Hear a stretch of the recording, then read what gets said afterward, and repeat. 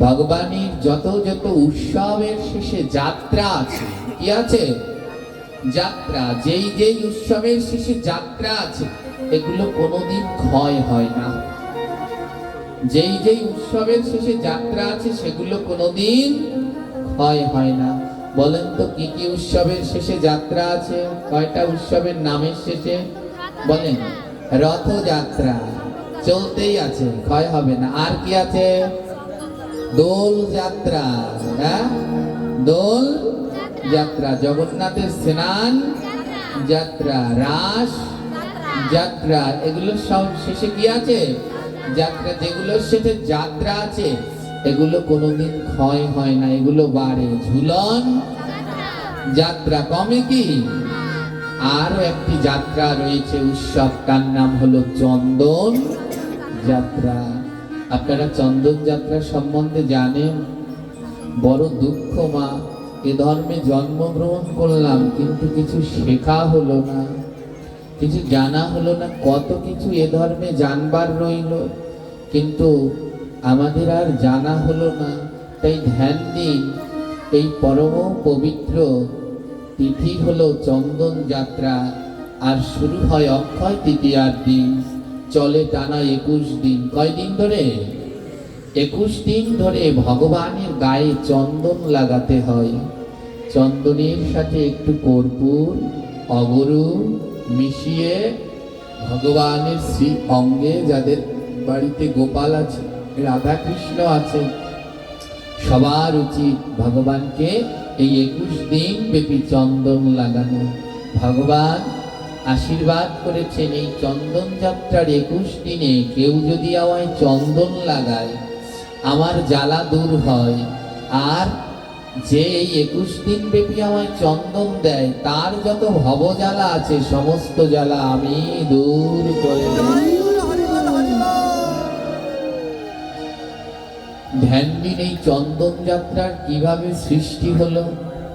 তোমা এ আজকের নতুন নয়, এ আজকের নতুন কোনো উৎসব নয়, এ শত শত বছর ধরে এই চন্দন যাত্রা চলছে। বলে আমরা জানলাম না কেন? আমরা এখনো চন্দন যাত্রা সম্বন্ধে জানি না, এ বড় দুঃখের কথা। ধ্যান দিন, কালকে আপনাদের 7টি বিগ্রহ দেখিয়েছিলাম, মনে আছে? তার ভিতরে কয়টি বিগ্রহ সাক্ষাৎ? 3টি বিগ্রহ সাক্ষাৎ, শ্রী গোবিন্দ, গোপীনাথ, মদন মোহন। এই চন্দন যাত্রার সূচনা হয় গোপীনাথকে নিয়ে। ধ্যান দিন, শ্রীমান চৈতন্য মহাপ্রভু, এই মহাপ্রভুর গুরুদেব হলেন ঈশ্বরপুরী। মহাপ্রভুর শ্রী গুরুদেব হলেন ঈশ্বরপুরী, আর ঈশ্বরপুরীর শ্রী গুরুদেব হলেন শিল মাধবেন্দ্র পুরী। ঈশ্বরপুরীর গুরুদেব হলেন শিল মাধবেন্দ্র পুরী। এই মাধবেন্দ্র পুরী ভগবানের এক পরম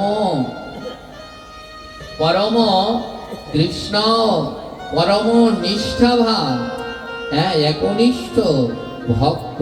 চিন্তা করতে পারেন, ভগবানের গুরুর গুরু, অর্থাৎ ভগবানের গুরু হতে হলে কি শক্তি লাগে, আর তার গুরু হতে হলে আরো কি শক্তি লাগে। সেই মাধবেন্দ্র পুরী তিনি পরম নিষ্ঠাবান, পরম মাধুর্য করুণায় পূর্ণ, এক গোবিন্দ সেবার এক নিষ্ঠ জলজান্ত মূর্ত প্রতীক। গ্রহন্ত সিদ্ধান্ত দিলেন, মাধবেন্দ্র পুরী প্রেম ভক্তির অসময়, যার নাম স্মরণে সকল সিদ্ধি হয়। ধ্যান তপস্যা করলে 8 প্রকারের সিদ্ধি লাভ করা যায়। কয় প্রকারের সিদ্ধি আছে? আর মহাপ্রভু বললেন, মাধবেন্দ্র পুরী প্রেম ভক্তি রসময়, যার স্মরণে সকল সিদ্ধি হয়।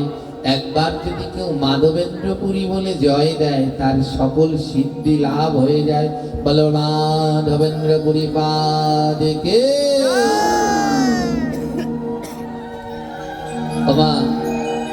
এই মাধবেন্দ্র পুরীপাদ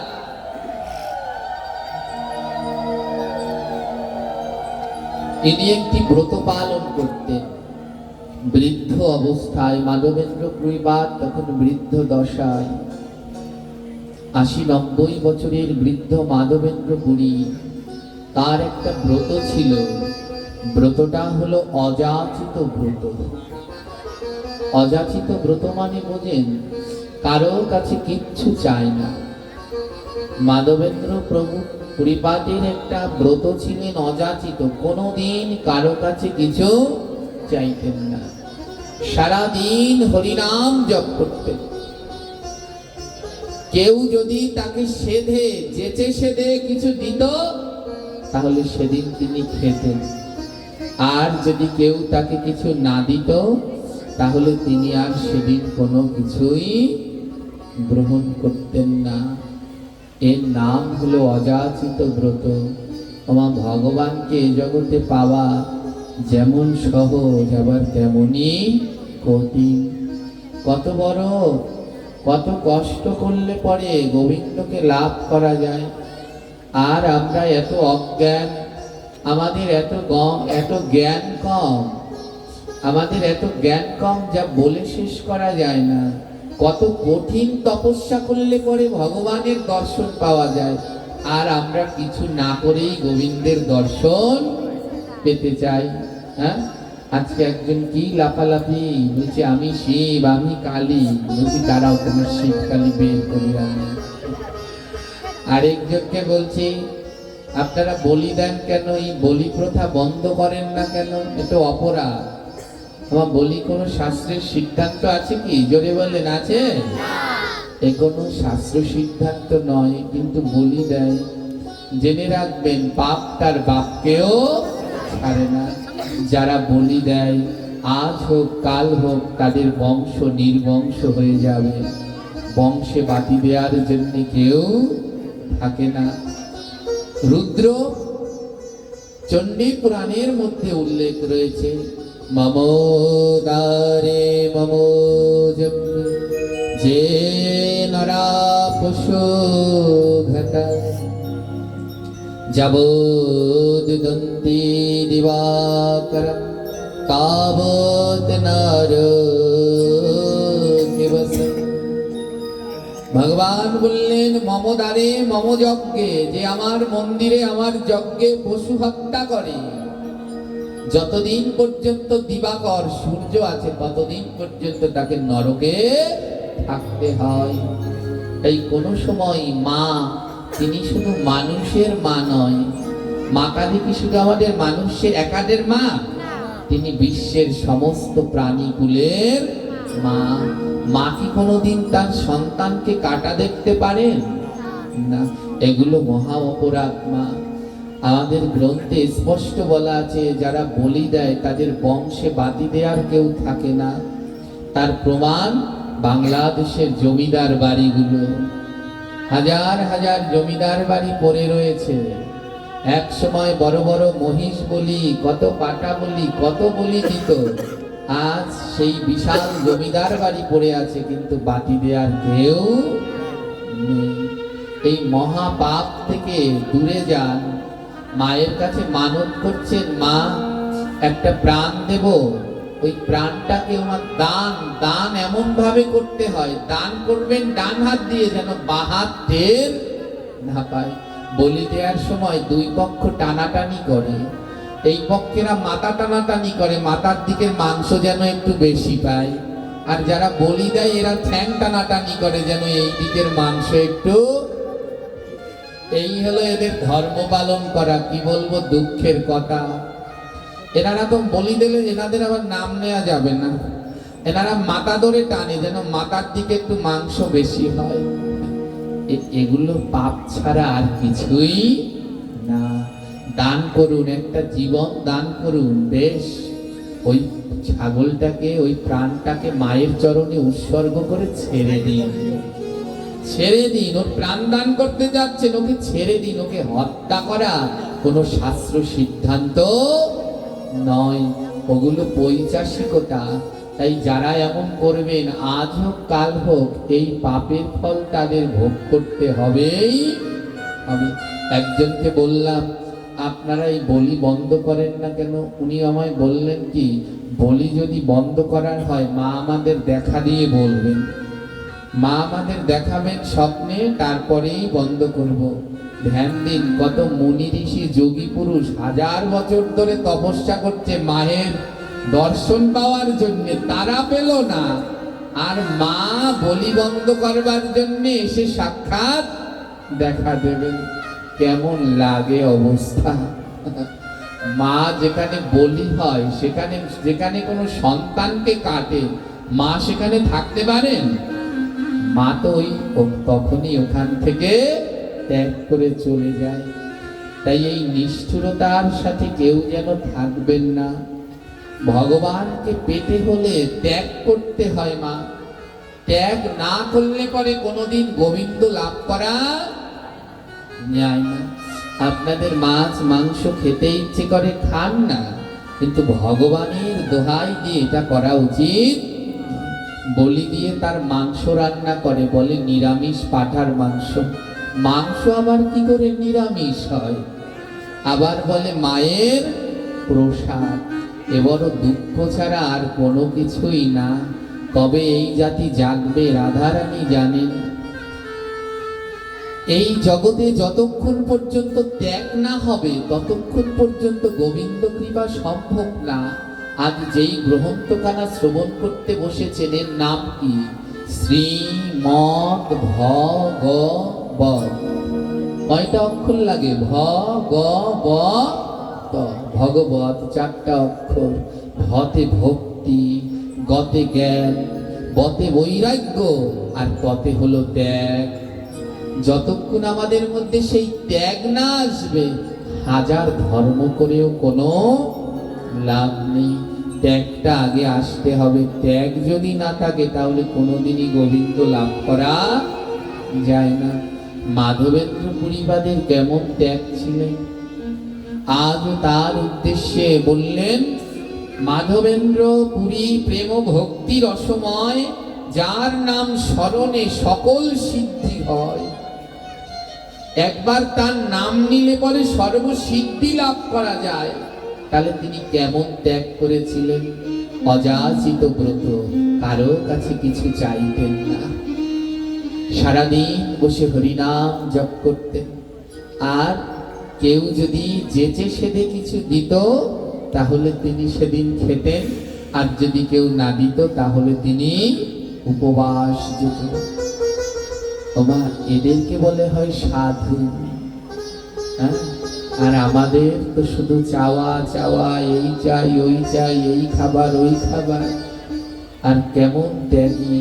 এই জগতে এইরকম যিনি ত্যাগী হতে পেরেছেন, তার কথা গ্রন্থের ভিতরে অমর অক্ষয় রয়েছে। আর যার ত্যাগ বৈরাগ্য নেই, তার কথা শাস্ত্র গ্রন্থ কোনোদিনই বলে না। মাধবেন্দ্র প্রভুপাদ, মাধবেন্দ্র পুরীপাদ শ্রীধাম বৃন্দাবনে গোবিন্দ কুণ্ডের তীরে বসে হরিনাম জপ করছেন। হরিনাম নিপৃতে ওই কুণ্ডের তীরে বসে বৃদ্ধ অবস্থায় জপ করছেন। সদা সর্বদা মুখে নাম, নাম ছাড়া আর কিছুই বোঝে না। হরে কৃষ্ণ হরে কৃষ্ণ, কৃষ্ণ কৃষ্ণ হরে হরে, হরে রাম হরে রাম, রাম হরে হরে।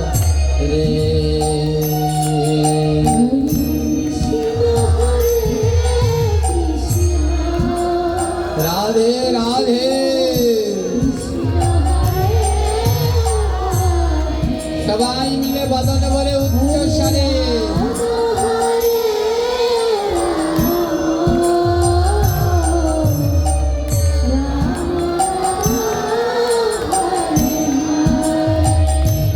হরে কৃষ্ণ হরে কৃষ্ণ, কৃষ্ণ কৃষ্ণ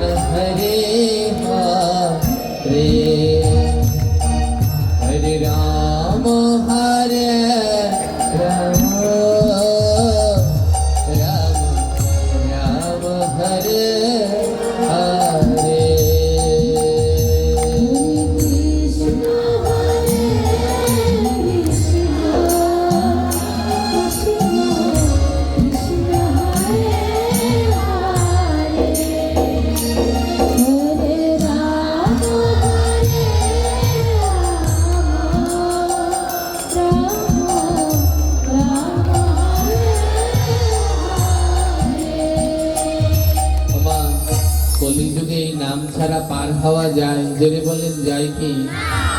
এই নাম কখন শক্তিশালী হয় জানেন? নারদ জিজ্ঞেস করলেন ভগবানের কাছে, প্রভু তোমার এই নাম ছাড়া তো কলিযুগে মুক্তির আর কোনো পথ নেই। হরের নাম হরের নাম হরের নাম ওইব কেবলম কলৌ নাস্তেব্য নাস্তেব্য গতির। এই হরি নাম ছাড়া কলিযুগের দ্বিতীয় আর উদ্ধারের কোনো পথ নেই। জিজ্ঞেস করলেন নারদ, প্রভু এই নাম করলে তো তুমি বড় খুশি হও, কোন জায়গায় বসে নাম করলে তুমি খুশি হও ভগবান? ভগবান বললেন, এ জগতে সব থেকে পবিত্র জায়গা হলো গোয়াল ঘর। সব থেকে পবিত্র জায়গা কোথায়? যেখানে গোমাতারা থাকেন। গোমাতাদের অঙ্গের ভিতরে 33 কোটি দেবদেবী বাস করেন। হ্যাঁ, এই গোয়াল ঘর হলো সব থেকে পবিত্র জায়গা। ভগবান বললেন, কেউ গোয়াল ঘরে বসে নাম করলে আমি বড় খুশি হই। ও এর থেকে আরো বেশি খুশি হও? ভগবান বললেন, হ্যাঁ হই। গোয়াল ঘরের থেকে কেউ যদি গঙ্গায় বসে, নদীর মধ্যে বসে নাম করে, আমি 100 গুণ বেশি খুশি হই। আমার কালকে যারা গঙ্গা স্নান করবেন, যাদের মালা আছে সঙ্গেটা নিয়ে যাবেন, ওই মালাটা জলের মধ্যে বসে জপ করবেন। ভগবান তাতে কয় গুণ খুশি হয়? 100 গুণ খুশি হয়। 100 গুণ খুশি হয়। নারদ বললেন, প্রভু তার থেকে বেশি খুশি হও? ভগবান বললেন, হ্যাঁ হই। বলে কোথায়? বলে কেউ যদি তুলসী তলায় বসে নাম করে তাহলে আমি 1000 গুণ বেশি খুশি হই। হ্যাঁ। নারদ বললেন, প্রভু এর থেকে বেশি খুশি হও না? বলে হ্যাঁ হই তো। বলে কোথায়? বলে কেউ যদি মন্দিরে বসে নাম করে তাহলে আমি 1 কোটি গুণ বেশি খুশি হই। কয় গুণ বেশি? 1 কোটি গুণ বেশি খুশি হই। বলে গোয়াল ঘরে বসে নাম করলে, ঘরে বসে নাম করলে যে খুশি হই, গোয়াল ঘরে বসে নাম করলে তার থেকে 100 গুণ বেশি খুশি। আর গোয়াল ঘরের থেকে গঙ্গার তীরে বসে নাম করলে 1000 গুণ বেশি খুশি। আর গঙ্গার তীর থেকে তুলসী তলায় বসে নাম করলে আমি 1,00,000 গুণ খুশি হই। আর তুলসী তলার থেকে মন্দিরে বসে নাম করলে আমি কোটি গুণ খুশি হই। নারদ বললেন, এর থেকে বেশি খুশি হও না। তোমার কোটির পরে, কোটির পরের সংখ্যা কি জানেন? 100, 1000, লক্ষ, কোটি। কোটির পরের সংখ্যার নাম হলো অনন্ত। কোটির পরের সংখ্যার নাম কি? অনন্ত। অনন্ত মানে কি? যা গোনা যায় না। ভগবান বললেন, এর থেকে বেশি খুশি হও না। নারদ বললেন, এর থেকে বেশি খুশি হও না? ভগবান বললেন, হই। বলে কোথায়? বলে কেউ যদি ভক্তদের সাথে ভাগবত আসরে গিয়ে ভক্তদের সাথে এক হয়ে বদন ভরে নাম করে, তাতে আমি অনন্ত অনন্ত গুণ খুশি হই।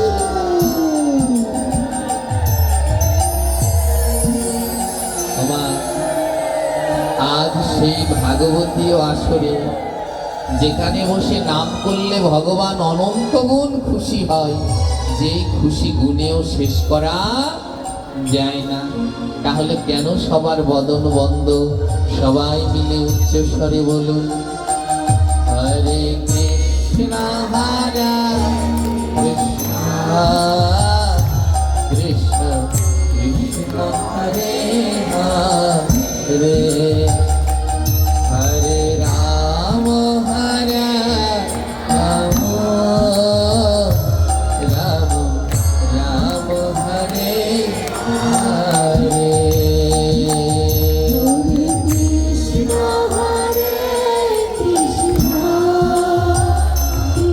সবাই বলবেন, কারো বদন বন্ধ নয়।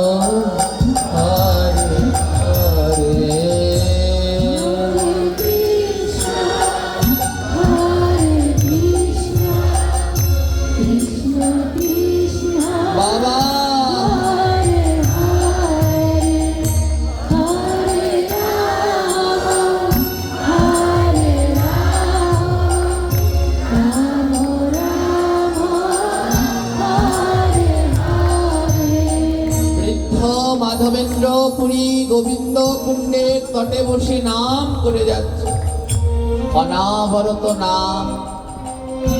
আমার কেউ ওই গোবিন্দ কুণ্ডের দিকে কেউ আসে না। একদিন কেটে গেল, মাধবেন্দ্র পরিবারকে কেউ কিছু খেতেও দেয়নি।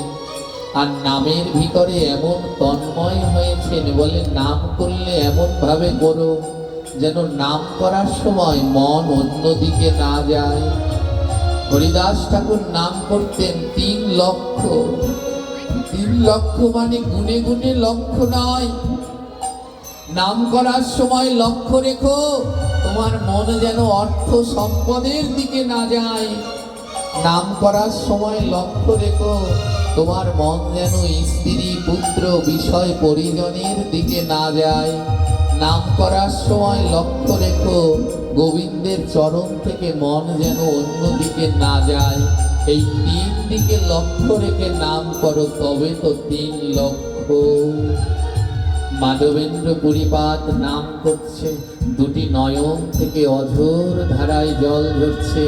একদিন কেটে গেল, কেউ কিছু দেয়নি। দ্বিতীয় দিনও কেটে গেল, কেউ কোনো কিছু খাবার দেয়নি। 2 দিন ধরে কিচ্ছু খায় না। আর কেউ যদি না দেয় তাহলে তিনি কিছুই গ্রহণ করে না, কারো কাছে কিচ্ছু চায় না, এমনকি ভগবানের কাছেও কিচ্ছু চায় না। তৃতীয় দিনও ভগবানের নাম করছে, হরে কৃষ্ণ হরে কৃষ্ণ কৃষ্ণ হরে হরে, হরে রাম হরে রাম, রাম রাম হরে হরে।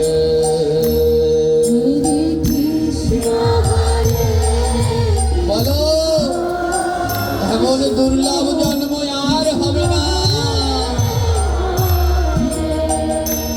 হরে রাম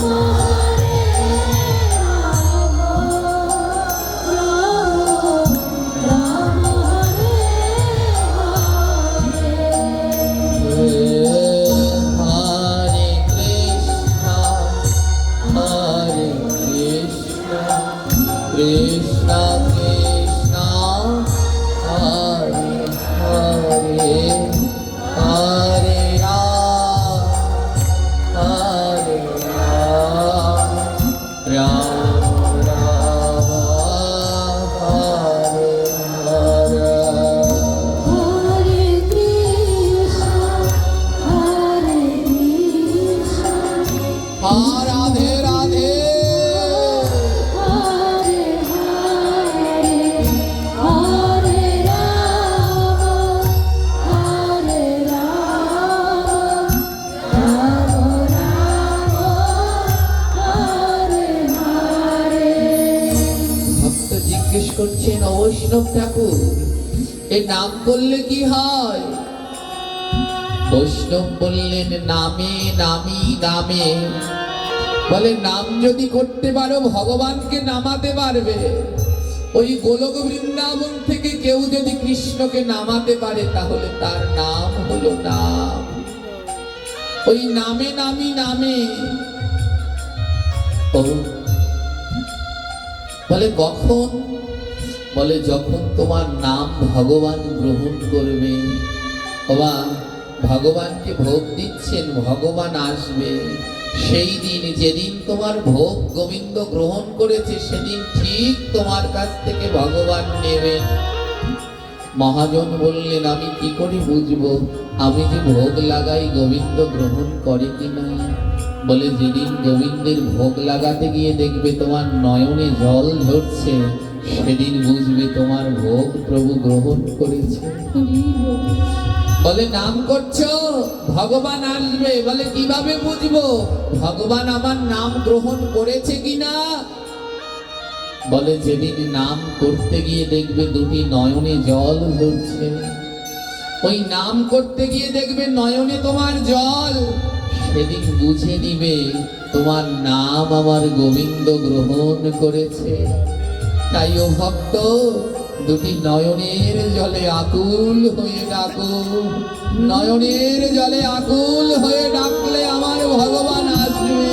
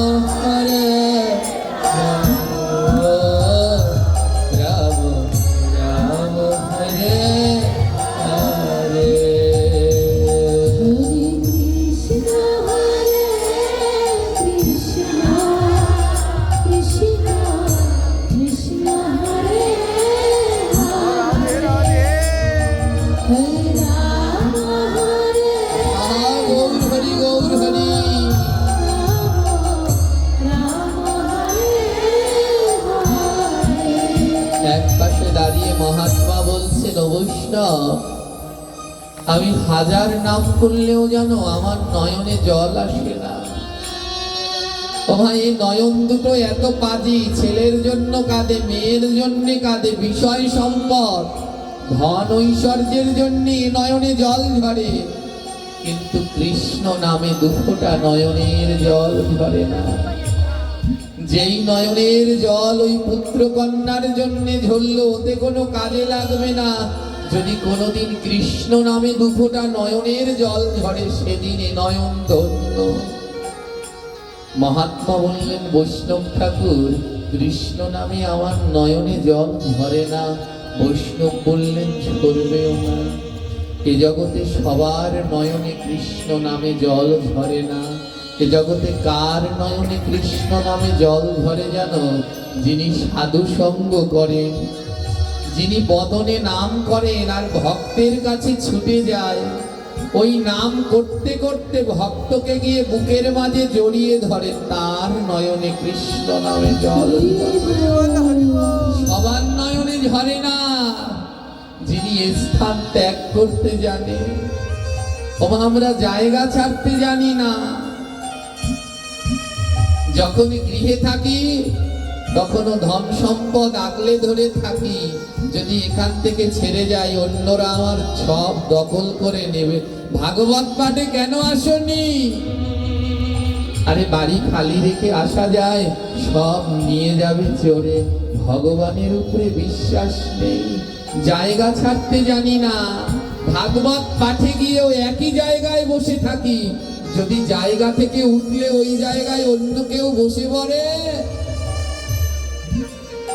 আগে ত্যাগ করতে শেখো, জায়গা ছেড়ে ভক্তের কাছে কাছে যাও। জেনে রেখো, গোবিন্দের ভজন করলে কোনোদিন গোবিন্দ পাওয়া যায় না। গোবিন্দের ভক্তের ভজন করলে পরে গোবিন্দ লাভ করা যায়। তাই মহাজন বললেন, সাধু সঙ্গ সাধু সঙ্গ করো আমার ধরো রে সবার ভক্তের সাধু সঙ্গ সাধু সঙ্গ গৌর হরি গৌর হরি। আমার মন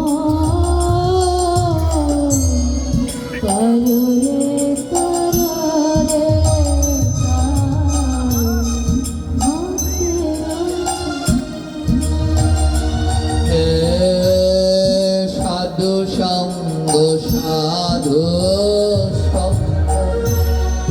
করো আমার ধরো রে সবার ভক্তের চরণ। সাধু সঙ্গ ধরো, সময় থাকতে ভক্তের চরণ দুটো ধরো। প্রাণ পাখি চলে গেলে আর পারবে না।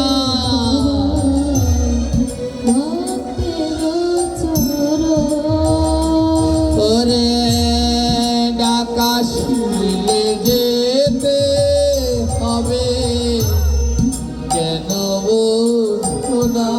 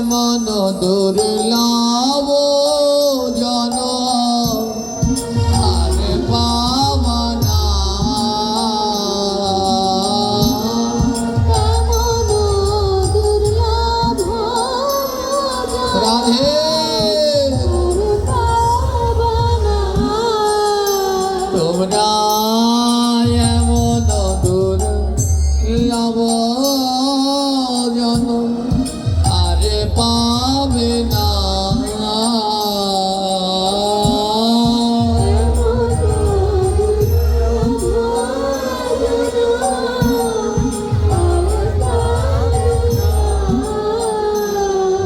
ওই ভক্তের অঙ্গ একবার তোমরা পরশ করো না।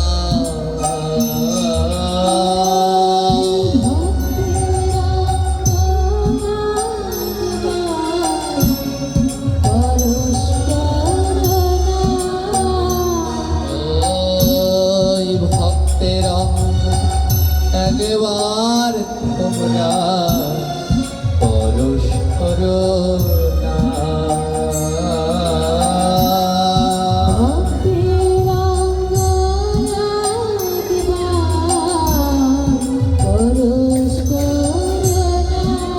হে ভক্তগণ, যতদিন এই দেহে প্রাণ আছেন সাধু সঙ্গ করুন।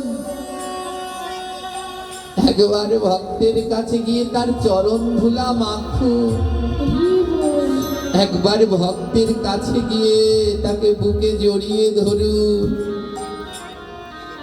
যেদিন এই দেহ থেকে প্রাণ পাখিটি বিদায় নেবে, এই সুন্দর পৃথিবী ছেড়ে সেদিনই তোমায় যেতে হবে।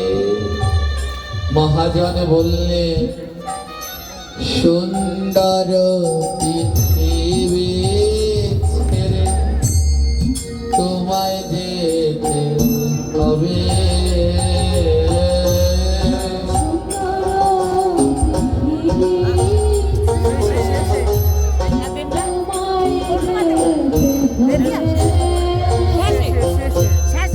টাকা পয়সা কিছু না রবে।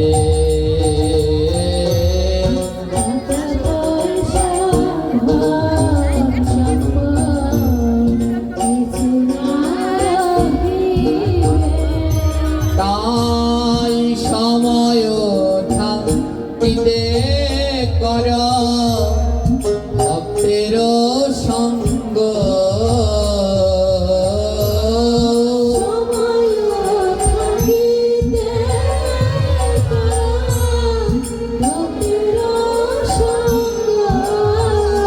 তাই সময় থাকিতে ধর ভক্তের চর।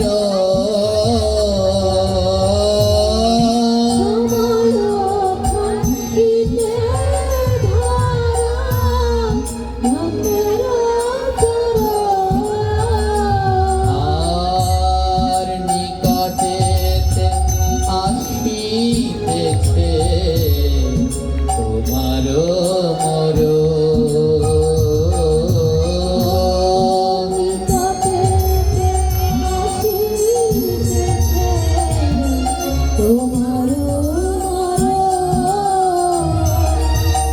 ও ভক্ত, নিকটেই তোমার মরণ। তোমার এই জগতে আমাদের সব থেকে পাশের আত্মীয়র নাম জানেন? এই জগতে আপনার বাড়ির পাশে যদি কোনো আত্মীয় থাকে, ওই বাড়ির পাশের আত্মীয় গৃহে ঢোকবার জন্য কোনো অনুমতি লাগে না। লাগে কি? এই পাশের বাড়ির লোক এই ঘরে যাবে, অনুমতি লাগবে, আসবো লাগবে। কিন্তু দূর থেকে কোনো আত্মীয় আসলে তারা টেলিফোন করে আসে, আমরা আসতে আছি। এই মানব জীবনের সব থেকে কাছের আত্মীয়র নাম হলো মৃত্যু। এই মানব জীবনের সব থেকে কাছের আত্মীয় হলো মৃত্যু। যেদিন আসবে তোমার কাছে বলে আসবে না। তাই এই কাছের আত্মীয় খুব কাছে দাঁড়িয়ে আছে। তাই সময় থাকতে থাকতে এই ভক্ত সেবা, সাধু সেবা করে যান, বদন ভরে মধুর নাম করে যান। এমন দুর্লভ জনম আর পাবেন না, এমন দুর্লভ জনম আর হবে না। আদ্যকাল সে কাগজটি কোথায়? আমাদের এই গৃহকর্তা যার উদ্দেশ্যে এই ভাগবত পাঠ হচ্ছে, এনার পিতা, দেখুন তার মনের ভিতরে কতটা যন্ত্রণা রয়েছে। গৃহকর্তা পিতা বনমালী দাস আর যিনি তার সন্তান গণেশ দাস, এনার মনের মধ্যে একটি যন্ত্রণা আছে মা। এই বনমালী দাস যখন দেহত্যাগ করেন, এই বৃদ্ধ বাবাজি এখনো আছেন। আজ তার কোনো কিছুর অভাব নেই, সব কিছু দিয়ে পরিপূর্ণ। কিন্তু তার পিতা যখন দেহত্যাগ করলেন তখন তিনি খুবই ছোট, তার পিতার কথা তার মনেও নেই। এ জগতে মানব জীবন তখন ধন্যপূর্ণ হয় যদি কেউ মাতা পিতার সেবা করে যেতে পারে। আজ তার মনের ভিতরে একটি বেদনা রয়েছে যে সে তার পিতার জন্যে, তিনি তো তাকে সেই জন্মানোর পরে আর পাননি, তার সেই সেবা শুশ্রূষা তিনি করে যেতে পারেনি। তাই আদ্যকার এই ভাগবত পাঠ সেই বনমালী দাস তার চরণে তার পুত্র উৎসর্গ করছেন। তাই ধ্যান দিন, এ জগতে সময় থাকতে মাতা পিতা দুটি রত্ন, মাতা পিতা দুটি রত্ন, সময় থাকতে এই রত্ন দুটির যত্ন নিন।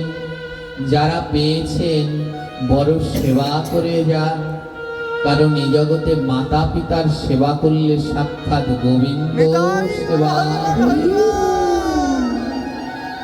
মাতা পিতার সেবা করলে সাক্ষাৎ গোবিন্দ সেবা হয়ে যায়। আজ এই যে পুত্র গণেশ দাস, তার সেই মনের বেকুলতা আমাকে একটা শিক্ষা দিলেন যে আদ্যকার এই ভাগবত পাঠ তার পিতার উদ্দেশ্যে কিছু তো করতে পারিনি। এই ভাগবত মায় জগতে কতজন আর কত অর্থ আছে, কত ধন সম্পদ আছে, চাইলে কত কিছু করতে পারে, কিন্তু বাবার নামে একদিন ভাগবত পাঠ ভক্ত সেবা দিতে পারে না। তাই মনের ভিতরে এমন বেকুলতা যেন থাকে, মাতা পিতার সেবা যেন করতে পারি। কারণে জগতে মাতা এবং পিতা দুটি রত্ন। যিনি হারিয়ে ফেলবেন তিনি বুঝতে পারে যে এই রত্ন দুটো কত মূল্যবান ছিল। এ জগতে যার মা বাবা নেই সে জানে তার কি যন্ত্রণা, এ যন্ত্রণা সবাই বুঝতে পারে না। তাই যাদের যাদের মাতা পিতা আছে, শুনুন, ধর্ম পালন পরে করবেন, আগে মাতা পিতার সেবা যত্ন করুন। মাতা পিতা ঘরে ঘরে কাঁদছে, মাতা পিতা খেতে পাচ্ছে না, আর সন্তানরা কালী পুজো দিচ্ছে, দুর্গা পুজো দিচ্ছে, কত ধর্ম অনুষ্ঠান করছে, কোনো লাভ নেই। কারণ মাতা পিতাকে কষ্ট দিলে কোনোদিন গোবিন্দ খুশি হয়নি, হয় না। মহাজন বললেন, গয়া যাওয়ারে কাশ্মীর যাও রে বৃন্দাবন, আগে ভজ গিয়া পিতার চরণ।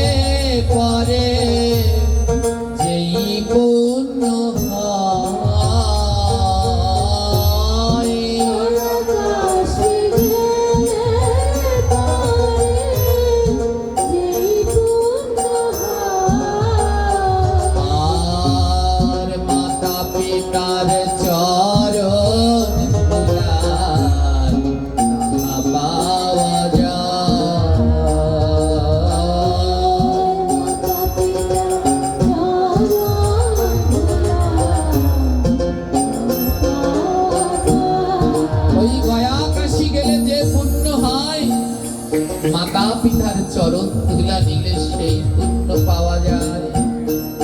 তাই ও মন পাখি যাও সেই মাতা পিতার সেবা যত্ন করো।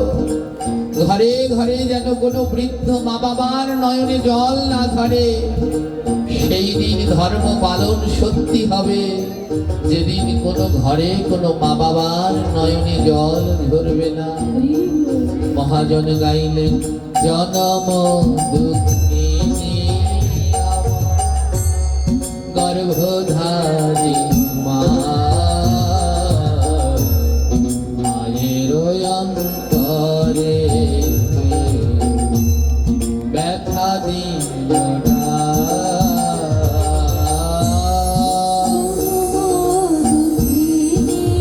হরি বল হরি বল।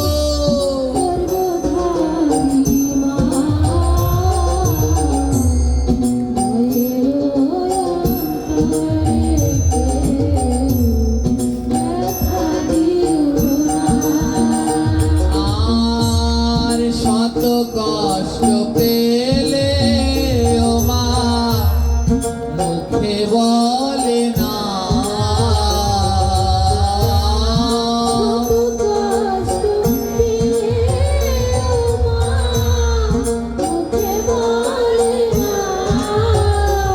ওরে মায়ের মতো ভাবে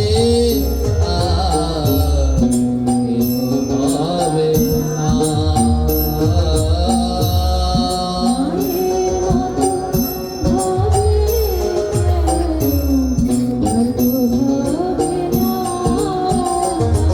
হাজার কষ্ট পেলেও, হাজার মা বাবাকে কটু কথা বললেও কোনোদিন মা বাবা সেই কষ্টে সন্তানকে অভিশাপ দেয় না।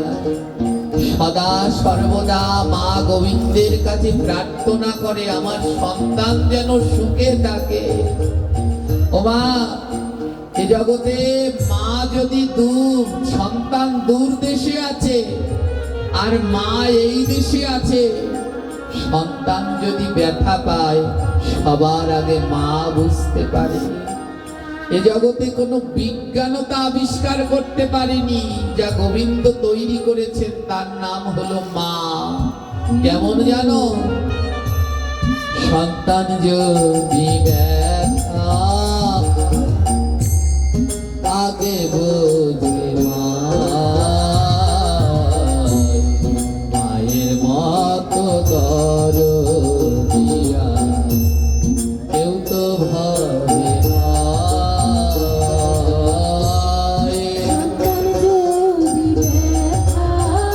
হরি বল হরি বল।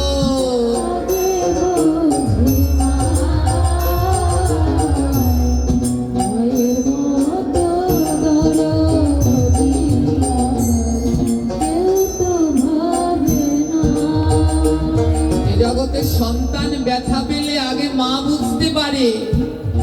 তাই মায়ের মতো এমন দরদি বান্ধব আর পাবেন না। আর বাবা কেমন হয় জানেন? বাবা কাজ করতে গেল, কোথাও কাজে গেল, কোনো বাড়িতে গেল, একটা ফল দিল, ওই বাড়ি থেকে একটা ফল দিল। পিতা এমন হয়, সারাদিন খায়নি কিন্তু সেই ফলটা যত্ন করে নিয়ে আসে, এনে সন্তানের হাতে তুলে দেয়। এই হলো পিতা, এই হলো পিতা। ছেলে মেয়ে বড় হয়ে গেছে, তাও তাদের চিন্তা, ওই পিতার চিন্তা, তাও মেয়ের হাতে ছেলের হাতে 10টা টাকা থাকলে তুলে দেয়, নে কিছু কিনিস। এই হলো পিতা। এ জগতে যিনি বাবাকে হারিয়েছেন তিনি বড় দুঃখী মা। যিনি পিতাকে হারিয়ে বড় হয়েছেন, যারা পিতা হারিয়েছেন তারা বড় দুঃখী। কারণ পিতা হলো বটবৃক্ষের মতো। বটবৃক্ষ ঝড় থামাতে পারে, বৃষ্টির জল থামাতে পারে না, কিন্তু তার ছায়ায় এক অপরিসীম অনাবিল আনন্দ রয়েছে। পিতা হলো তদ্রূপ। এ জগতের সমস্ত কিছু পূর্ণ না করতে পারলেও ঘরের মধ্যে বাবা থাকা মানে বটবৃক্ষের ছায়া। ওই ঘরে কোনো অন্য কিছু আসতে পারে না। আগলে রাখে 4 মাস থেকে। যেই দিন বাবাকে হারিয়ে ফেলবেন সেই দিন বুঝতে পারবেন কি রত্ন হারিয়ে গেছে। যেই দিন পিতা হারিয়ে যাবে সেদিন বুঝতে পারবেন কোন রত্ন হারিয়ে ফেলেছে। তাই যাদেরও এখনো বাবা মা আছে, যান বাবা মার চরণে গিয়ে প্রণাম করেন। বাড়িতে সাধুগুরু বৈষ্ণব আসলে চরণ ধোয়ান, কোনো পুণ্য হবে না। বাবা মার চরণ ধৌত করুন, শ্বশুর শাশুড়ির চরণ ধৌত করুন, তাহলে আপনার জীবন পূর্ণ। বাবার মতো হবে আর কেউ তো হবে না। বুকের মাঝে জড়াইয়া কেউ তো ধরবে না।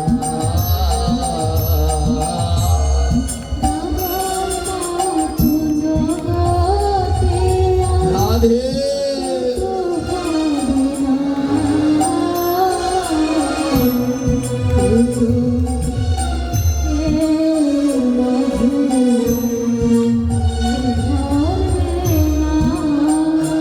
ও বাবার মতো হবে আর কেউ তো হবে না।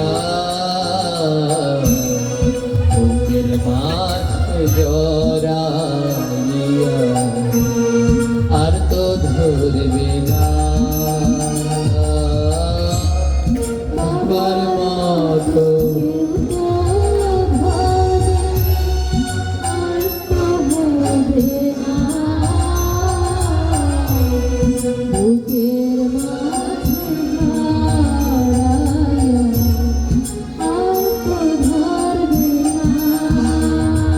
আর এই জগতে পিতা দেখো নাই গো যার ভাবে।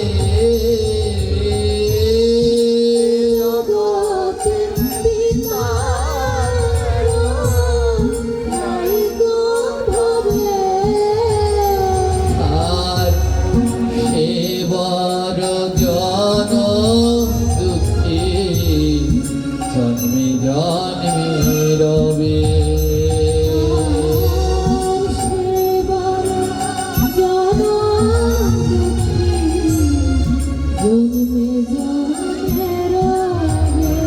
তাই ভক্তবৃন্দ সবাই মিলে দাও চরণের ধুলি।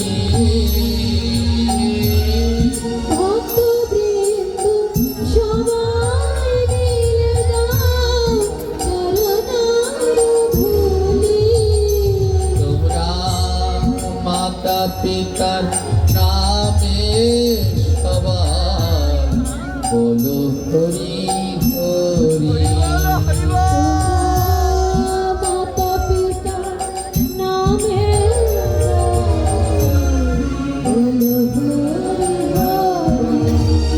হে কৃষ্ণ ভক্তগণ, যাদের পিতা এখনো আছেন যান ওই পিতার কাছে গিয়ে পিতাকে প্রণাম করে তার চরণ ধুলি নিন। যার মা এখনো আছে যান মায়ের কাছে গিয়ে প্রণাম করে চরণ ধুলি নিন। যেদিন মা বাবাকে হারিয়ে ফেলবেন সেদিন বুঝবেন কি রত্ন চলে গেছে। তাই দেও দেও ভক্ত দেও আমারে চরণের ধুলি।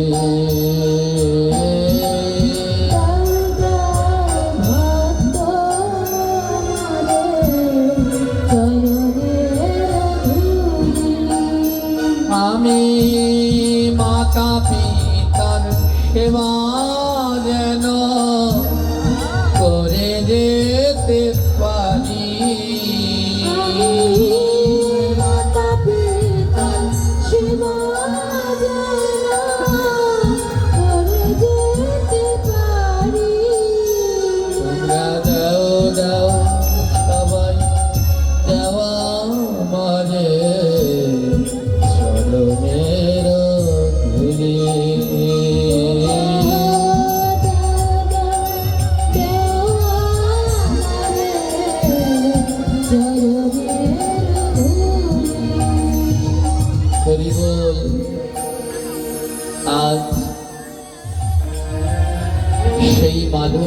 পুরী।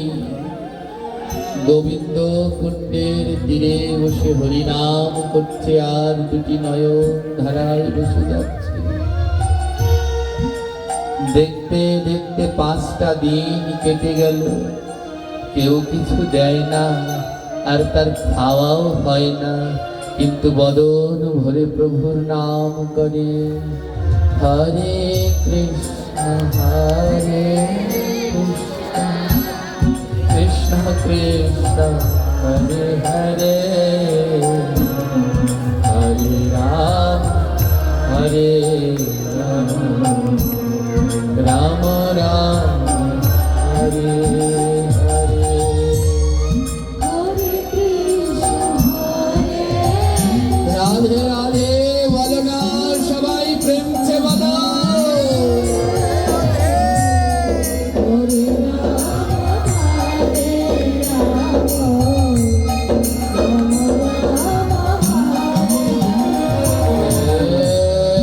হরে কৃষ্ণ হরে কৃষ্ণ কৃষ্ণ হরে হরে, হরে রাম হরে রাম, রাম রাম হরে হরে।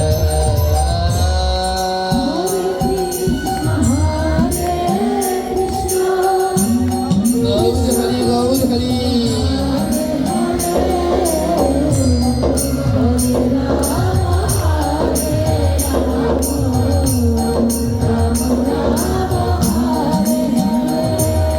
বৃদ্ধ মাধবেন্দ্র পুরী অযাচিত ব্রত করেন, কেউ কিছু ছেড়ে দিলে পায়, না দিলে আর সেদিন তিনি উপবাস যায়। আজ ঠিক তেমনি ভাবে 7 দিন ধরে হরিনাম করছে, কিন্তু কেউ কিছু দিচ্ছে না। ওমা ভগবান আসে, ভগবান আসে বলে কখন? যখন ভক্ত নয়ন জলে ভাসে। নয়নে জল না থাকলে গোবিন্দ তার কাছে কোনোদিন আসে না। আজ 7 দিন ধরে যখন নয়নের জলে ভাসছেন, গোবিন্দ আর থাকতে পারলেন না। আজ বালকের রূপ ধারণ করে গোবিন্দ আমার মাধবেন্দ্র পুরী।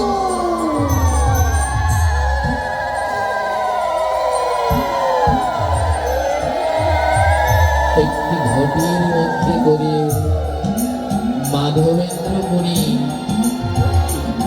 দুগ্ধ নিয়ে আসলেন। মাধবেন্দ্র পুরীর জন্য দুগ্ধ নিয়ে আসলেন। ভগবান আমার ডাকছে, ও বাবা বাবা। মাধবেন্দ্র পুরী চোখ মেলে তাকিয়ে দেখেন এক গোপর শিশু দাঁড়িয়ে আছে। কে তুমি? আমায় এমন বাবা বাবা বলে ডাকছো? ভগবান আজ গোপ শিশুর বেশ ধারণ করে বলছে, শোনো ও বাবা, তুমি নাকি কিছু খাওনি? এই পাত্রের মধ্যে দুধ আছে, এই দুধটুকু তুমি গ্রহণ করো। মাধবেন্দ্র পুরীর হাতে সেই 1 ঘটি দুগ্ধ দিলেন গোপ শিশু। মাধবেন্দ্র পুরী বললেন, তোমার নাম কি? ছোট্ট গোপ শিশু বললেন, আমার নাম গোপাল। কোথায় থাকো? ওই যে বৃন্দাবনের নন্দগ্রামে থাক। কি করে জানলে আমি খাইনি? ভগবান বললেন, এ রাধারানীর বৃন্দাবন, এখানে গো রাধারানী কাউকে উপবাসী রাখেন না। ও বাবা, তুমি এই দুগ্ধটা পান করো, আমি পরে এসে ঘটিটা নিয়ে যাব। এই বলে বালকটি ছুটে পালিয়ে গেলেন।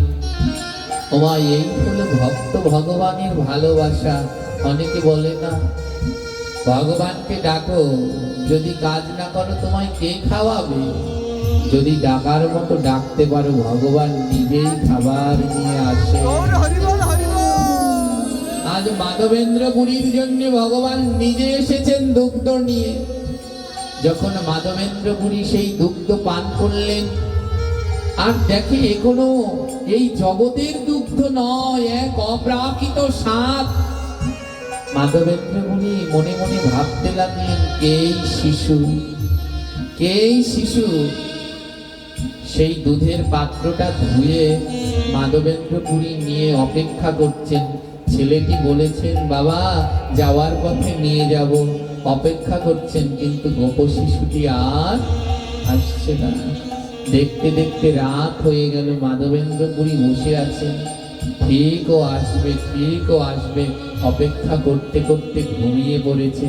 আর যখন ঘুমিয়ে পড়েছে, ভগবান এসে ডাকছে, ও মাধবেন্দ্রপুরী, মাধবেন্দ্রপুরী। মাধবেন্দ্রপুরী চোখ খুলে দেখলেন সেই গোপ শিশুটি অন্য কেউ নয়।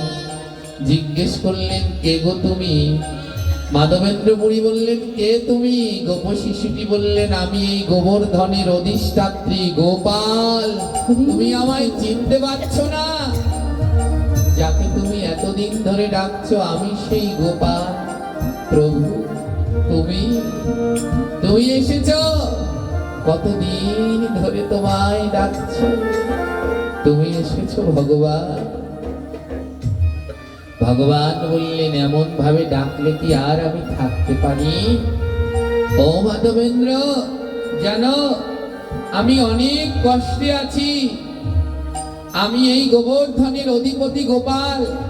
ম্লেচ্ছদের ভয়ে আমার সেবক এই কুঞ্জে রাখে আমায় চলে গেছে, আর কোনোদিন ফিরে আসেনি। আজও আমি সেই কুঞ্জের মধ্যে পড়ে আছি। বৃষ্টিতে ভিজি, রোদে শুকাই, কেউ আমার সেবা দেয় না। তুমি আমাকে ওই কুঞ্জ থেকে উদ্ধার করো, আর উদ্ধার করে পুনরায় প্রতিষ্ঠা করো। সঙ্গে সঙ্গে লাফ দিয়ে উঠলেন মাধবেন্দ্রপুরী। গ্রামের সবাইকে ডেকে আনলেন, সেই কুঞ্জ পরিষ্কার করলেন, আর দেখলেন সত্যি তার মধ্যে ভগবানের এক দিব্য সুন্দর বিগ্রহ।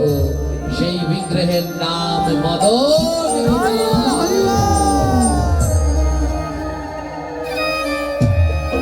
কালকে যারা ওই চিত্রপটগুলো নিয়েছেন, দেখবেন ওর মধ্যে রয়েছে সেই মদন গোপাল বিগ্রহ। এই সেই বিগ্রহ, সাক্ষাৎ বিগ্রহ। খুব ধুমধাম করে সেই মদন গোপালকে প্রতিষ্ঠা করা হলো গিরি গোবর্ধনের চূড়ায়। কোথায় প্রতিষ্ঠা করা হলো?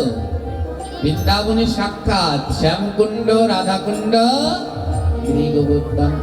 গিরি গোবর্ধনের চূড়ায় প্রতিষ্ঠা করা হলো সেই মদন গোপালকে। আর এইদিকে মাধবেন্দ্রপুরী সেই গোবর্ধনের পাহাড়ের পাদদেশে নিচে বসে জপ করে। বৃদ্ধ মানুষ তো অত উঁচুতে উঠতে পারে না।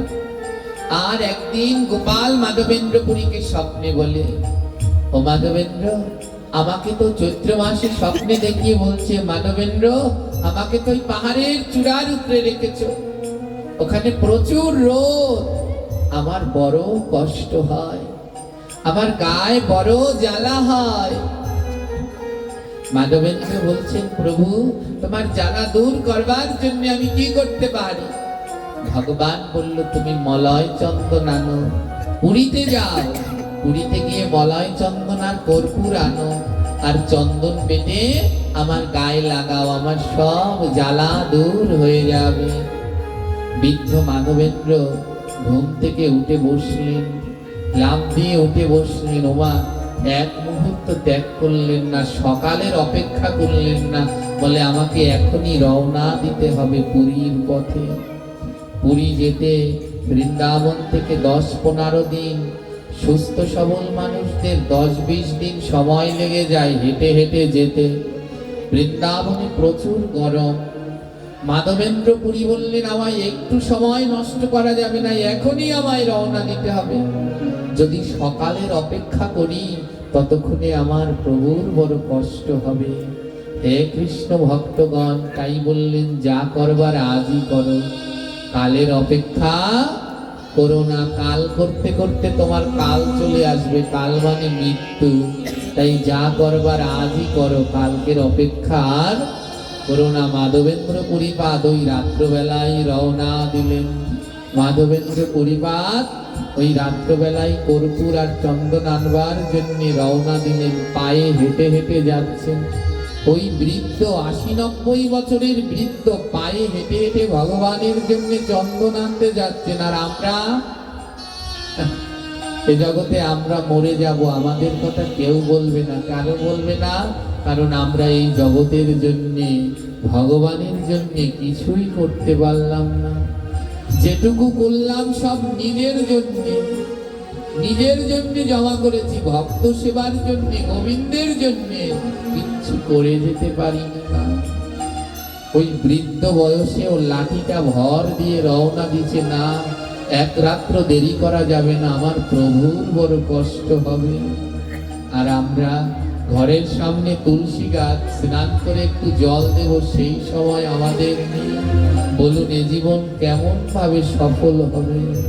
আজ মাধবেন্দ্রপুরী রওনা দিলেন। একটু সময় বসে না, যখন আর পারে না তখন তিনি বসে, আবার খানিকক্ষণ জিরিয়েই হাঁটতে থাকেন, থামে না। বলে আমার প্রভুর, যত থামবো তত আমার প্রভুর কষ্ট হবে। হাঁটতে হাঁটতে তিনি গিয়ে পৌঁছালেন রেমুনায়।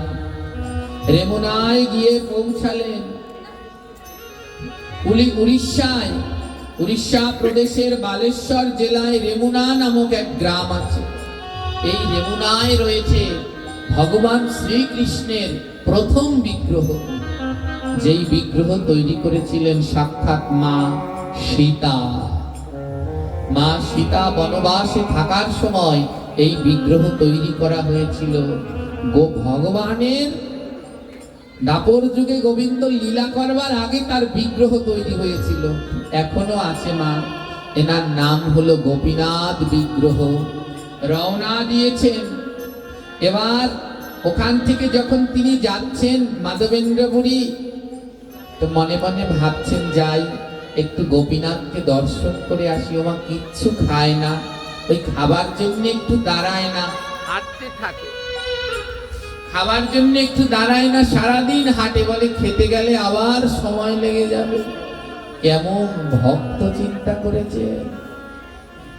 এবার সেই মাধবেন্দ্রপুরী গিয়ে দাঁড়িয়েছেন সেই গোপীনাথের কাছে। এই গোপীনাথের একটি বিশেষ ভোগ হয়, ক্ষীর ভোগ, যেই ক্ষীর অন্য কোথাও পাওয়া যায় না। প্রতিদিন সন্ধ্যাবেলায় মাটির পাত্রে 12টি পাত্রে গোপীনাথকে ক্ষীর ভোগ দেয়া হয়। এই ক্ষীরের নাম হলো অমৃত কেলি। কি নাম? ওই ভোগারতির ভিতরে গান, দ্বাদশ অম্ল অমৃত কেলি, এই সেই অমৃত কেলি ক্ষীর। গোপীনাথের কাছে গিয়ে দাঁড়ালেন আর প্রাণ ভরে সেই দিব্য বিগ্রহ দর্শন করলেন মাধবেন্দ্রপুরী। পূজারীকে জিজ্ঞেস করলেন, আহা মন্দিরে এত সুন্দর সুঘ্রাণ, এটি কিসের ঘ্রাণ? পূজারী বললেন, প্রতিদিন সন্ধ্যাবেলায় গোপীনাথকে এখানে 12টি পাত্রে ক্ষীর ভোগ দেয়া হয়। এই ক্ষীরের নাম অমৃত কেলি। এর এমন অমৃত স্বাদ, এ জগতে এই প্রসাদ আর কোথাও পাওয়া যায় না। মনে মনে মাতমা প্রকাশ্যে বললেন না, মনে মনে মাধবেন্দ্রপুরী মনে মনে বললেন, যদি একটু প্রসাদ আমি পেতাম। নিজের জন্য বললেন না, কি বললেন মন দিয়ে শুনবেন। বললেন, একটু প্রসাদ যদি আমি পেতাম, শুনেছি এই প্রসাদের অনেক স্বাদ, আমি একটু খেয়ে যদি বুঝতে পারতাম কেমন স্বাদ, তাহলে বৃন্দাবনে গিয়ে আমার গোপালকে ওটা রান্না করে দিতাম। নিজের জন্য বলেছে। বলে স্বাদটা কেমন একটু জেনে যেতাম, বৃন্দাবনে গিয়ে গোপালকে ওটা রান্না করে দিতাম। এটা মনে মনে বলেছে। মনে মনে বলে নিজেকে ধিক্কার দিচ্ছে, আরে মন এ কি বললি? তুই না অযাচিত ব্রত করিস, কারো কাছে কিছু চাইবি না, চেয়ে ফেলেছিস। কানে ধরে ক্ষমা চেয়ে চলে গেল। আর ওই গোপীনাথ মন্দিরের পাশে একটা বাজার ছিল। একটি বকুল গাছের তলায় রাত্র হয়ে গেছে। বলে রাত্রটুকু এই গাছের নিচে বসে হরিনাম করি। রাত্রটুকু গাছের নিচে বসে জপ করছে, হরিনাম করছে। আর গভীর রাত্রে মন্দিরের তালা দেয়া হয়ে গেছে। গভীর রাত্রে মন্দিরের পূজারীকে গোপীনাথ স্বপ্নে দেখাচ্ছে, পূজারী উঠে পড়ো, তাড়াতাড়ি ওঠো, আমার এক ভক্ত এসেছে, সে কিছু খায়নি পূজারী, সবাই এখানে প্রসাদ পেয়েছে, আমার এক ভক্ত অভুক্ত ওই বাজারে বকুল গাছের তলায় বসে জপ করছে, তাড়াতাড়ি তার জন্য খাবার নিয়ে যাও। মন্দিরের পূজারী বললেন, হে ভগবান, এত রাত্রে আমি কোথায় খাবার পাবো? ভগবান বলে, জানো পূজারী, আজ আমি চুরি করেছি। আমি অনেক আগে থাকতেই ননি মাখন চুরি করতাম বৃন্দাবনে, কিন্তু আজ আমি চুরি করেছি আমার ভক্তের জন্য। পূজারী, তোমরা প্রতিদিন সন্ধ্যাবেলায় যে 12টি পাত্রে আমায় ক্ষীর দাও, তার থেকে এক পাত্র ক্ষীর আমি চুরি করে রেখে দিয়েছি। যাও পূজারী, মন্দিরের দরজা খোলো আর গিয়ে আমার হাতের উত্তরী উঠাও, দেখবে উত্তরীর নিচে আমি ক্ষীর চুরি করে রেখে দিয়েছি। চিন্তা করতে পারেন কেমন ভগবান, কতটা ভক্তি থাকলে ভগবান ভক্তের জন্য চুরি করেন। চুরি করলেন সেই ক্ষীর। মন্দিরের দরজা পূজারী খুললেন, দৌড়ে গিয়ে দরজা খুললেন, আর যখন হাতের উত্তরীটা সরালেন, দেখে গোবিন্দ বাঁশি ছেড়ে ক্ষীর নিয়ে দাঁড়িয়ে আছে। ক্ষীর নিয়ে দাঁড়িয়ে আছে। পূজারীর দুই নয়নে জল। সেই ক্ষীরের পাত্র নিয়ে পূজারী ছুটছেন আর বলছেন, কোথা মাধবেন্দ্রপুরী, কোথা মাধবেন্দ্রপুরী, যার জন্যে গোপীনাথ কইল ক্ষীর চুরি, ছিল বংশীধারী, আজ হইতে গোপীনাথের নাম হইল ক্ষীর চুরি। সেই দিন থেকে মা, সেই দিন থেকে ওই গোপীনাথের নাম হয় ক্ষীর চোরা। গোপীনাথ ভক্তের জন্য নামের আগে চোরা লাগালেন। এই হলো ভক্ত ভগবানের ভালোবাসা। পূজারী ছুটতে ছুটতে গেলেন, কে মাধবেন্দ্রপুরী, আমি সারা জীবন ধরে এই মন্দিরে ভোগ লাগাই, আমার জন্য তো কোনোদিন ভাবলেন না। কে সে, যার জন্য সাক্ষাৎ ভগবান ক্ষীর চুরি করে নাম নিলেন ক্ষীর চোরা গোপীনাথ। দেখবেন মা, কত সুন্দর সেই শ্রী বিগ্রহ ওই ছবির মধ্যে আছেন। নাম হলো সেই দিন থেকে তার ক্ষীর চোরা গোপীনাথ। জগতে তিনি ক্ষীর চোরা গোপীনাথ রূপে পূজিত হচ্ছেন। আর ওই পূজারী বাজারে গিয়ে বলছেন, কোথা মাধবেন্দ্রপুরী, কোথা মাধবেন্দ্রপুরী, যার জন্য গোপীনাথ কইল ক্ষীর চুরি, বের হও, কে মাধবেন্দ্রপুরী। যেই এই কথা শুনলেন, মাধবেন্দ্রপুরীর দুই নয়নে জল। আমার মতো অধমের জন্য ভগবান ক্ষীর চুরি করেছেন। আর পূজারী ক্ষীরের পাত্রটি মাধবেন্দ্রপুরীর হাতে দিয়ে বললেন, নাও মাধবেন্দ্রপুরী, তুমি এই ক্ষীর নাও, আর আমি তোমার চরণ ধুলা নেই। যার জন্য সাক্ষাৎ গোবিন্দ ক্ষীর চুরি করছেন, আজ তার চরণ ধুলায় অঙ্গ রেখে জীবন ধন্য পুণ্য সার্থক করে নে।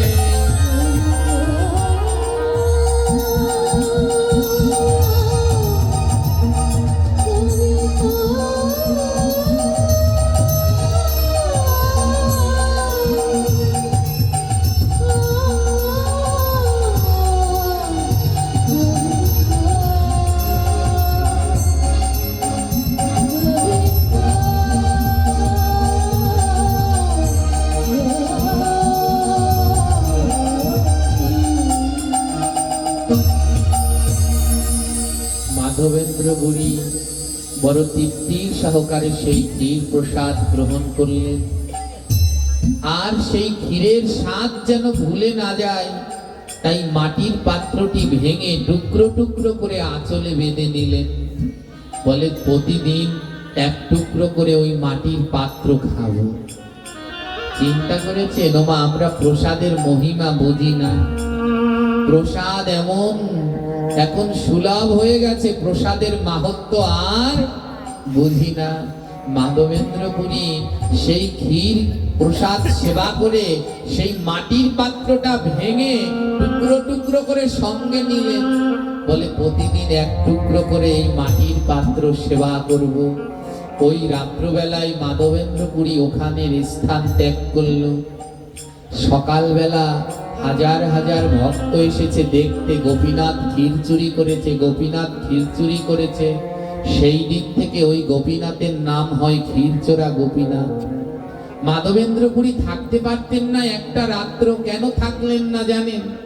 বলে এখানে যদি এক রাত্র থাকি আমার মনের ভিতরে প্রতিষ্ঠা চলে আসবে যে আমার জন্য স্বয়ং ভগবান ক্ষীর চুরি করেছে। আর প্রতিষ্ঠা সুকরি বিষ্ঠা, তাই প্রতিষ্ঠা পাওয়ার জন্য যেন কিছু না করি। তাই ওই রাত্রবেলায় ওই স্থান ত্যাগ করলেন আর চলে গেলেন পুরীতে।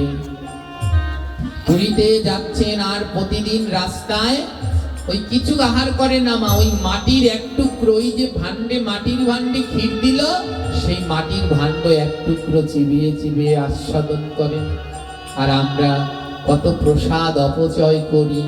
প্রসাদ দিতে গেলে দেখা যায় কত ফেলে দেয়। এ কার্য করবেন না, প্রসাদ কেউ অপচয় করবেন না। সবার জন্য প্রসাদের ব্যবস্থা রয়েছে, কেউ প্রসাদ না নিয়ে যাবেন না। কিন্তু একটা অনুরোধ, কেউ যেন প্রসাদের অপচয় করবেন না। মাটির হাঁড়িতে লেগেছিল ক্ষীর, সেইটা টুকরো করে রেখে দিয়ে প্রতিদিন সেবা করতেন মাধবেন্দ্রপুরী।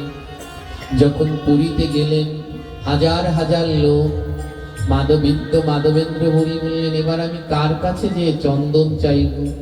ভগবান রাজাকে স্বপ্নে দেখালেন, রাজা মন্দিরের গেটের কাছে আমার এক ভক্ত এসেছে, নাম মাধবেন্দ্রপুরী, ওনাকে চন্দন দাও, কর্পূর দাও, তাড়াতাড়ি দাও, দেরি করো না। রাজা সেই গভীর রাত্রে ছুটে এসেছে। কে? মাধবেন্দ্রপুরী। হ্যাঁ, সারা জীবন আমি রাজা হয়ে জগন্নাথের সেবা করলাম, একবার দেখা দিল না।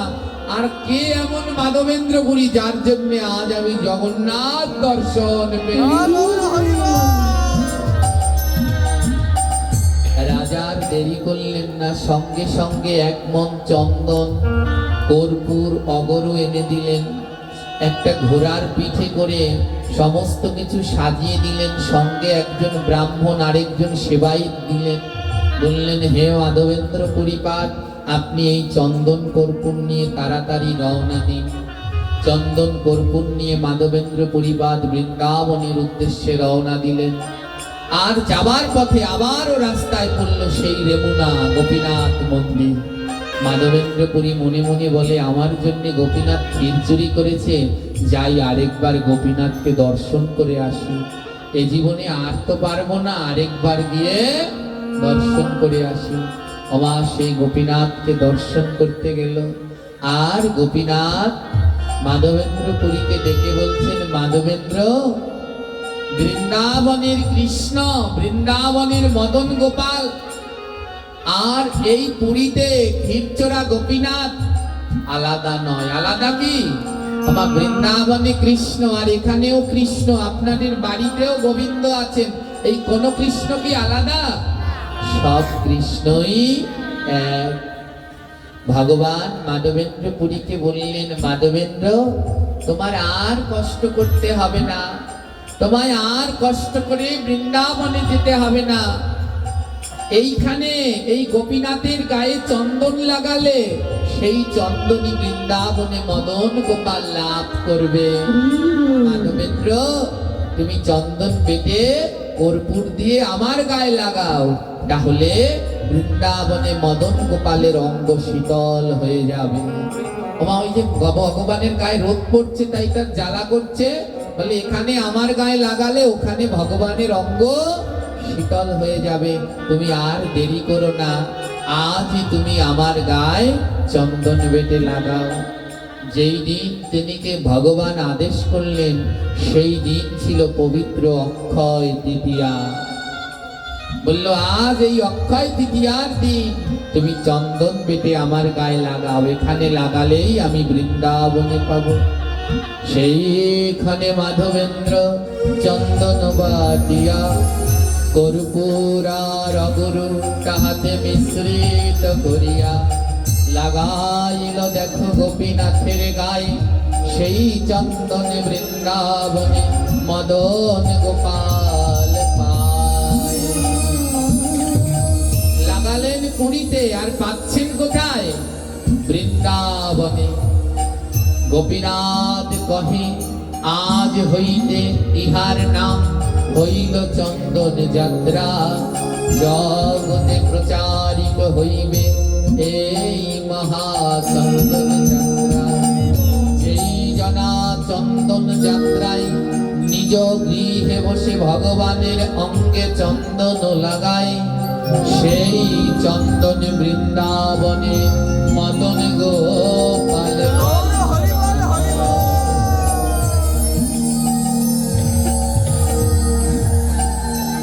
কালকে থেকে সেই চন্দন যাত্রা। বাড়িতে বসে নিজের ভগবানকে লাগালে সেই চন্দন কে পাইবে? বৃন্দাবনে মদন গোপাল লাভ করবে। এ জীবনে আমাদের সেই সৌভাগ্য হবে বৃন্দাবনে গিয়ে মদন গোপালকে চন্দন দিতে পারবো কি? জোরে বলেন, পারবো? যেমন তেমন স্বীকৃতি করেছি কিনা আমরা জানি না, কিন্তু প্রভু এত দয়াময়, বললেন এই অক্ষয় তৃতীয়ার দিন থেকে 21 দিন পর্যন্ত যারা চন্দন বেটে বাড়িতে বসে গোপালের গায়ে, কৃষ্ণের গায়ে চন্দন লাগাবে, আর আমি বৃন্দাবনে বসে সেই চন্দন লাভ করতে পারবো। এর থেকে আর গোবিন্দ কি করবেন? তার কত দয়া! থাকবো বাংলাদেশে, সেবা পাবো ব্রজের। হ্যাঁ, ব্রজের সেই সেবার অধিকারী হব। তাই আসছে কাল পবিত্র অক্ষয় তৃতীয়ার দিন থেকে আপনারা ভগবানের অঙ্গে চন্দন দেবেন। এই চন্দন দেওয়ার নাম হলো চন্দন যাত্রা। কতদিন দিতে হবে? 21 দিন ব্যাপী। ওই ব্রত তালিকার মধ্যে সব লেখা আছে, কবে শুরু আর কবে সমাপন। যারা ওটা নিয়েছেন দেখতে পাবেন। 21 দিন ব্যাপী চন্দন দেবেন। প্রাণ গোবিন্দ ডাকিয়া আমার ভক্তদের কয়, 21 দিন ধরে যারা গোবিন্দের শ্রী অঙ্গে চন্দন দেয়, ভবের যত জ্বালা তাদের হরি বলে বলে দূর হয়।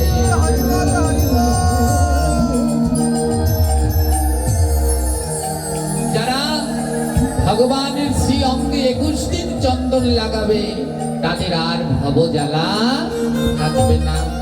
আমা পারবেন না? পারবেন না? কালকে থেকে ভগবানকে চন্দন লাগাতে, জোরে বলে। ভগবানের বৃন্দাবনে এই সময় খুব রোদ, ভগবানের বড় কষ্ট হয়, তাই চন্দন দিলে ভগবানের গা শীতল হয়। তাই এখানে বসে ভগবানকে চন্দন লাগালে বৃন্দাবনে ভগবানের অঙ্গ শীতল হয়ে যাবে। তাই কালকে থেকে সবাই ভগবানকে চন্দন লাগাবে। হ্যাঁ, এবার প্রশ্ন অনেকের, বাবা আমি তো খুব গরিব মানুষ, আমি কোথায় পাবো ওই চন্দন কাঠ? আমার গোবিন্দের মতো দয়ার এ জগতে আর দ্বিতীয় নেই। ওমা চন্দন 3 প্রকারের হয়। কয় প্রকার? রাজসিক, তামসিক আর সাত্ত্বিক। তামসিক চন্দন কাকে বলে? রক্ত চন্দনকে। দেবদেবীর পূজায় লাগে, গোবিন্দ পূজায় রক্ত চন্দন লাগে? দুর্গা, কালী, মনসা, দেবদেবীর পূজায় লাগে, ওটা তামসিক চন্দন। আর রাজসিক চন্দন, রাজসিক চন্দন কাকে বলে? যেটার অনেক দাম, ওই যে ঘ্রাণ হয় সাদা চন্দন, ওটা হলো রাজসিক, ওটা গোবিন্দ সেবায় লাগে। কিন্তু আরো একটা চন্দন আছে, এটা হলো সাত্ত্বিক চন্দন, আপনার বাড়িতেই রয়েছে। হ্যাঁ, সেটা হলো তুলসী কাষ্ঠের চন্দন। যেই চন্দন দিলে ভগবান সব থেকে বেশি খুশি হয়, সে হলো তুলসী কাষ্ঠের চন্দন। আছে বাড়িতে তুলসী গাছ আছে? সেই যে তুলসী গাছ শুকিয়ে গেছে, দেহ রেখেছে, সেই তুলসী গাছের গোড়ার দিকের অংশটা মোটা করে কেটে নিয়ে আসবেন। তারপরে উপরের কালো অংশগুলো, তার ভিতরে সাত্ত্বিক চন্দনটার নাম কি? জোরে বলুন। তুলসী কাষ্ঠের চন্দন। সবার বাড়ি আছে না নেই? আছে। গোড়ার দিক থেকে একটি তুলসী গাছ সংগ্রহ করবেন, আর সেই কালো অংশগুলো ভালো মতো ঘষে উঠিয়ে তারপরে যে সাদা অংশটা, ওটা ঘষবেন। ওটা যখন ঘষবেন দেখবেন ঠিক চন্দনের মতোই হচ্ছে, কোনো জায়গা থেকে কম নেই। শুধু ওই শ্বেত চন্দনের সুন্দর ঘ্রাণ আর ওটাই তুলসী কাষ্ঠের সেই মৃদু ঘ্রাণ রয়েছে। এটা হলো সাত্বিক চন্দন। ওমা, এর থেকে গোবিন্দ আর কি দয়া করবেন? এবার কি দিতে পারবেন না পারবেন না? এই চন্দন যাত্রার 21 দিন আপনারা তুলসী কাষ্ঠ, যার শ্বেত চন্দন আছে, যিনি সংগ্রহ করতে পারবেন, তিনি শ্বেত চন্দন ঘষে ভগবানের গায়ে লাগাবেন। আর যিনি শ্বেত চন্দন সংগ্রহ করতে পারবেন না, তিনি তুলসী কাষ্ঠের চন্দন ঘষে তারপরে ভগবানের শ্রীঅঙ্গে লেপন করবেন। এইটুকু পারবেন না পারবেন না? বলে কেউ যদি এই চন্দন দেয় তার ভবজ্বালা দূর হয়। আমাদের কত যন্ত্রণা, কত জ্বালা, আর গোবিন্দকে এমনি করে 21 দিন চন্দন লাগালে সেই ভবজ্বালা থেকে আমরা মুক্তি লাভ করব। দেখি কালকে থেকে আপনারা কে কে ভগবানকে চন্দন দেবেন? হাত তুলুন। কয়জনে দেবেন? বাবা, হ্যাঁ, অনেকেই হাত তুলছেন না। আমার যেই সময় খুশি আপনি ঠাকুর ঘরে গিয়ে যেই সময় স্নান করে যাবেন, একটু দয়া করুন, গোবিন্দের এই ভক্তিপথে একটু যান, একটু স্নান করে গিয়ে ঠাকুর ঘরে এই 21টা দিন গোবিন্দের গায়ে একটু চন্দন লাগান। নালে গোবিন্দের কাছে গিয়ে মুখও দেখানোর থাকবে না। অনেকে হাত তুলেছে, অনেকে তোলেননি। যারা তোলেননি তাদের দুটি চরণ ধরে অনুরোধ, আপনারা সবাই ভগবানের ঘরে একটু যান। যান। আজ আমাদের এত দুঃখ কেন জানেন? আমাদের পার্শ্ববর্তী ইসলাম ধর্মে ওদের কয় ওয়াক্ত নামাজ? ওরা যায় না? যায় না? সবাই যায়। ঘরে যদি 10 জন থাকে, 10 জন নামাজ পড়ে না, একজন নামাজ পড়ে। আর আমাদের ঘরে যদি 10 জন থাকে, ঠাকুর ঘরে কয়জন যায়? এই বাবাজি বলছে আরো ভালো, সবাই বলছে একজন, ইনি বলছে একজনও না। আমাদের ঘরে 10 জন থাকলে ওই একজন যায়। আবার কোন কোন ঘর আছে একজনও, কিন্তু স্টার জলসার জি বাংলা যেই ঘরে আছে সেই ঘরে কি সবাই যায় না? যায় না? সেই ঘরে সবাই যায়, কিন্তু আমার গোবিন্দের ঘরে যেতে তাহলে আমাদের দুঃখ দুর্দশা হবে না তো হবে অন্য কারো। যান। ঠাকুর ঘরে যে যাবেন তার স্বীকৃতি হবে, যে যাবেন না তার হবে না। ওদের ধর্মে বলে 5 ওয়াক্ত নামাজ, আর আমাদের ধর্মে বলে ত্রিসন্ধ্যা। কি বলে? করেন ত্রিসন্ধ্যা? এখানে যদি হাত তুলতে বলি, অল্প কয়েকজনের হাত উঠবে যারা ত্রিসন্ধ্যা করেন। দীক্ষা নিয়েছো? হ্যাঁ বাবা, আজ দীক্ষা নিয়েছি। দীক্ষা নিয়েছি 50 বছর আগে। সন্ধ্যা করো, গুরুদেব মন্ত্র দিয়েছি, ও মনে না। গুরুদেবের নাম কি কি যেন ছিল, অনেক আগে নিয়েছি তো। এই হলো আমাদের দীক্ষা নেয়ার অবস্থা। তাহলে কি করে গোবিন্দ কৃপা লাভ হবে? তাই সবাই একটু ভগবানের মন্দিরে যান, আর গিয়ে এই 21টা দিন গোবিন্দকে চন্দন দিন। গোবিন্দকে এই চন্দন পরানোর যে উৎসব, এই উৎসবের নামই হলো চন্দন যাত্রা। बोलिए महा महाचंदन যাত্রা উৎসবে কে। আজ মাধবেন্দ্রপুরী ভগবানের গায়ে চন্দন লেপন করছে, আর ভগবানকে পেয়ে তার আনন্দ ধরছে না। যেই গোপীনাথের গায়ে চন্দন দিল, দেখে গোপীনাথ আর মদন গোপাল আলাদা নয়। আর অনেক দিন হলো বৃন্দাবনের মদন গোপালকে দেখেনি তো, তাই আজ মনের আনন্দে গাইছেন, বহুদিন পরে আজ এলো শ্যামরায়, বহুদিন পরে আজ এলো শ্যামরায়, বহুদিন পরে এলো শ্যামরায়, বহুদিন পরে